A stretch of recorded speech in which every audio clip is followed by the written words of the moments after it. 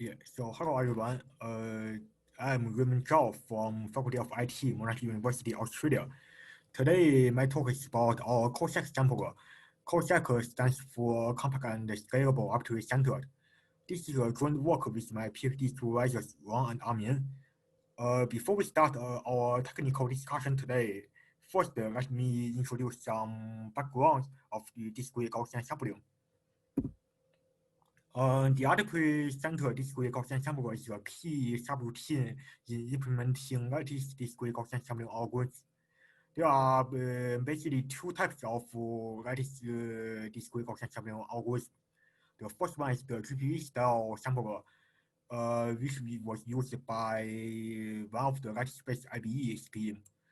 And the tree-based variant was used by one of the next third round candidate, which is the Falcon signature.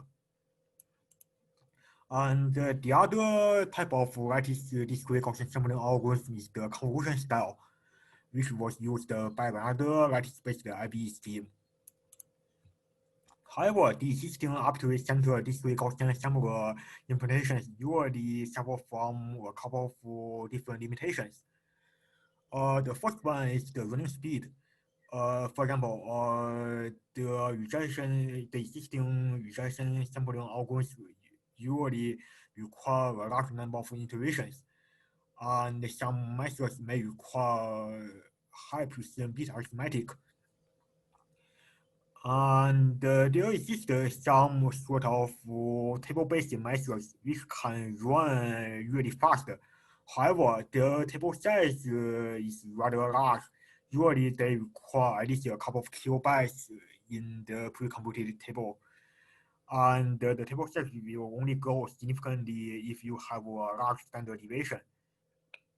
The third issue is the flexibility. Usually, the sitting implementations can only efficiently work with a predefined limited set of parameters. For example, most table-based methods can only work with some predefined standard deviations. And the Gaussian sampler in Falcon require the minimal and maximal standard deviation. I mean, the gap between the minimal and maximal standard deviation to be relatively small in order to run efficiently. So we can still only work with a small range of parameters. And unlike the continuous Gaussian distribution, the discrete Gaussian distribution cannot be directly scaled to the target standard deviation. That's why sometimes we use the convolution methods to combine a couple of samples from a smaller standard deviation to generate a sample from the target distribution with a larger standard deviation. Here is our approach. We scale a continuous Gaussian distribution to the target standard deviation and perform regression sampling on rounded continuous Gaussian samples instead. Our approach is essentially a generalization of the regression sampling algorithm from this textbook. Our approach has the following advantages. First, our approach has a lower regression rate, which is only about two, which only require two iterations on average per sample for larger standard deviation. This is much smaller compared to typically 8 to 10 iterations per sample on average in the naive regression sampling algorithms, or usually 4 in the convolution-based approach.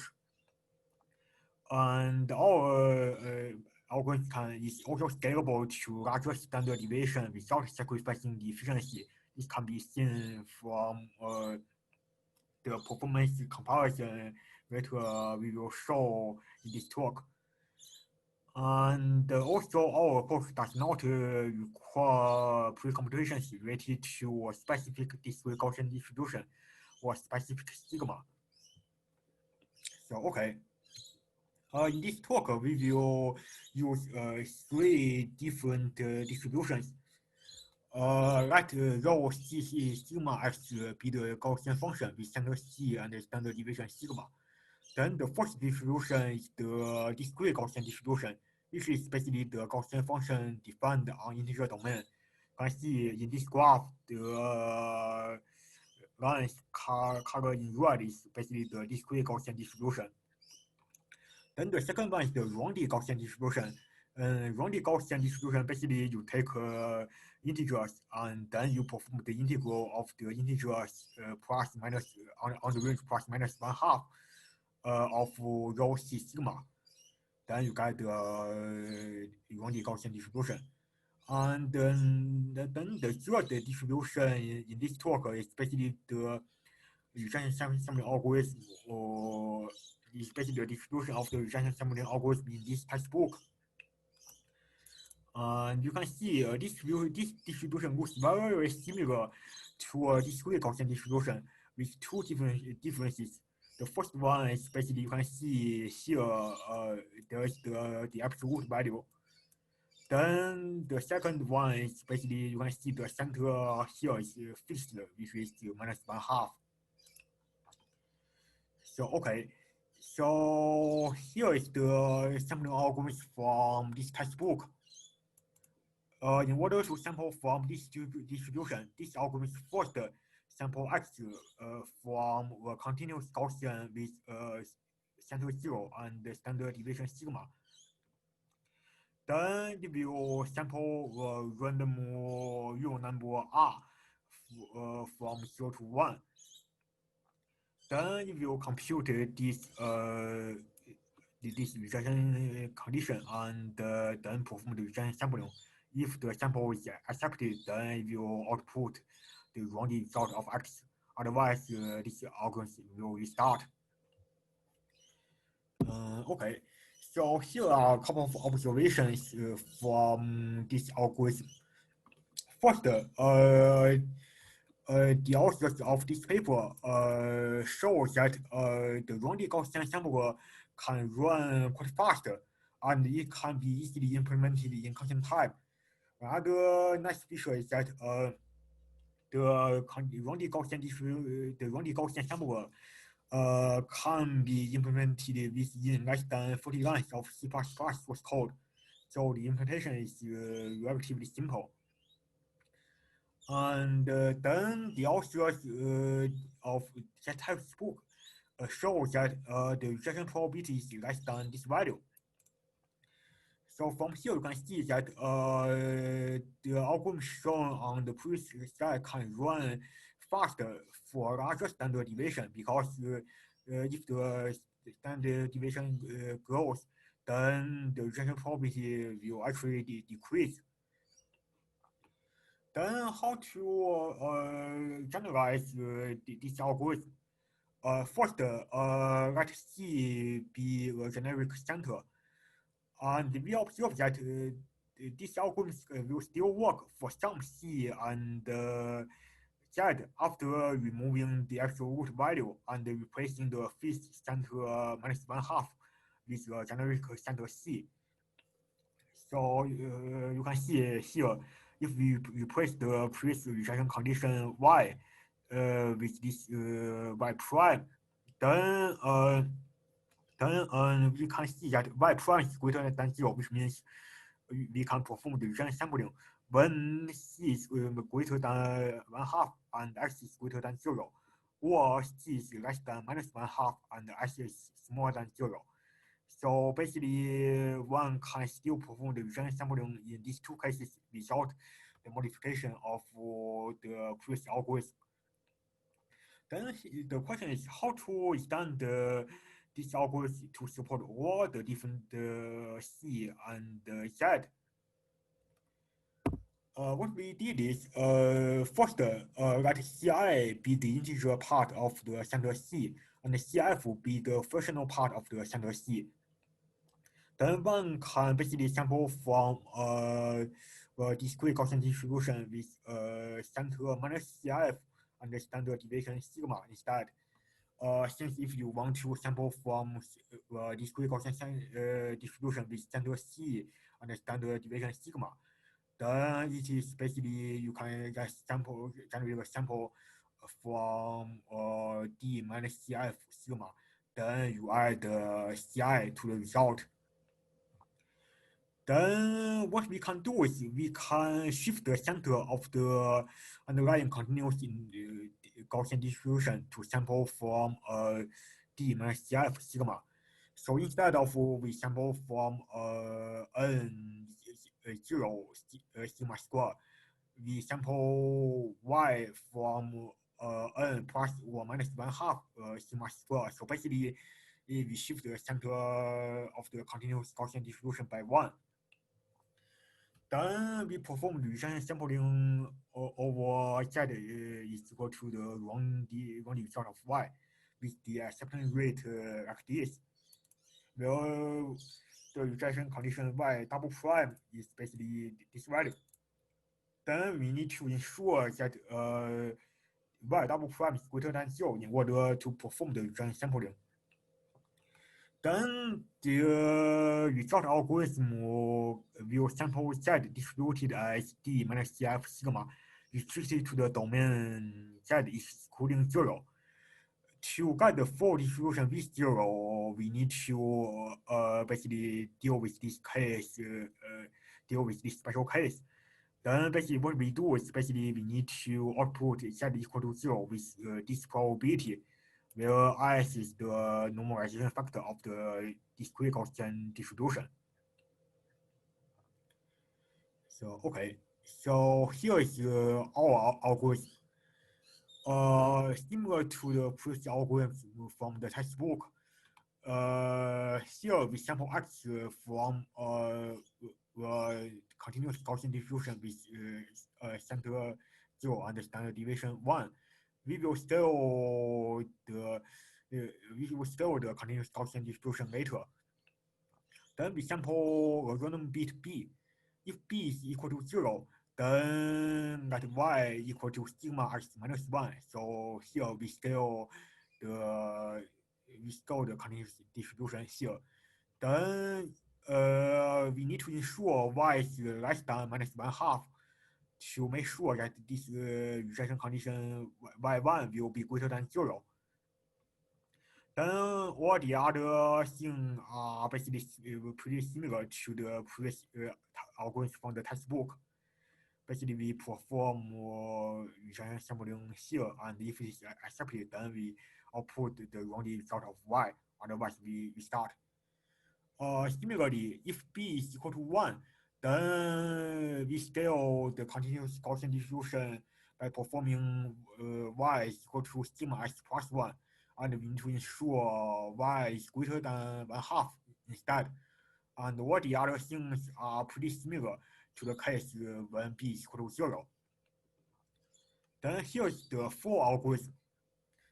For the full algorithm, basically we deal with 0 and here. So basically we treat it as a special case. Then basically we output Z prime equal to 0 with this probability.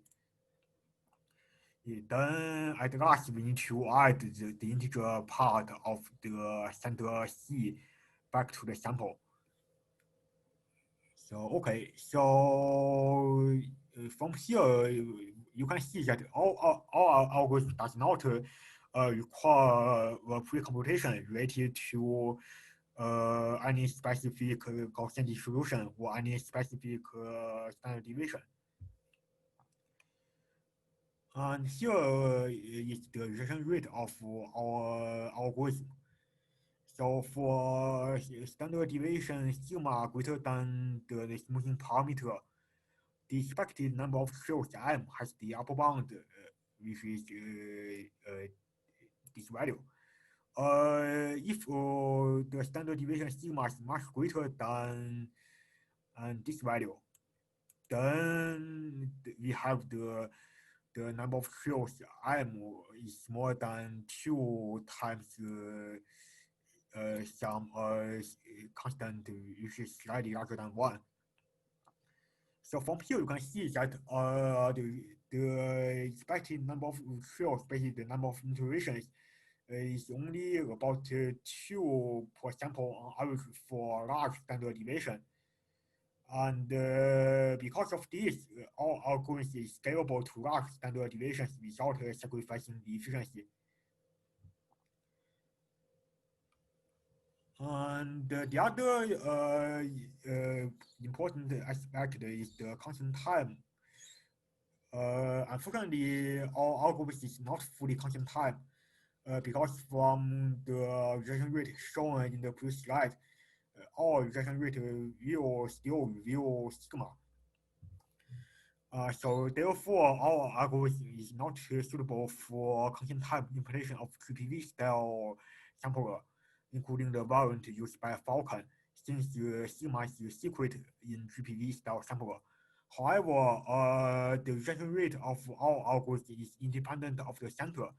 So therefore, we can use our COSAC algorithm to achieve constant time implementation in convolution style, that is discrete Gaussian samplers. Since sigma is a public constant in the convolution style, that is discrete Gaussian samplers. So okay, so here we show the performance of our algorithm. So from here you can see our algorithm still have relatively good performance even for sigma is equal to 2 to the power of 20. And similar to the convolution method, all algorithms can also be separated as online and offline phases, and we will show the online only performance in next slide. So here's the efficiency comparison with these hidden methods. Here is the table-based methods. You can see the table-based methods can run quite fast. However, they also require quite large pre-computation. You can see even for the standard deviation only about 32, it will already require something like more than 100 kilobytes. And for the convolution methods, you can see their online only performance is similar to the performance of our algorithms. However, if we measure both the online and offline phase performance together, then you can see the performance becomes much worse. And also, since you need to perform the offline sampling, then you need to pre-compute it. You need to pre-compute some samples. Then you need to have this sort of pre-computations here. Then we have our COSAC sample. So on average, for standard deviation from 2 to 2 to the power of 20, here is the performance of our COSAC sample. And basically, as what we mentioned previously, our method does not require pre-computations related to a specific Gaussian distribution or specific sigma. And if we measure the online only performance of our algorithms, you can see this even slightly faster than the convolution method here. So okay. So thank you for listening. If you have any questions, please refer to the full paper of our scheme.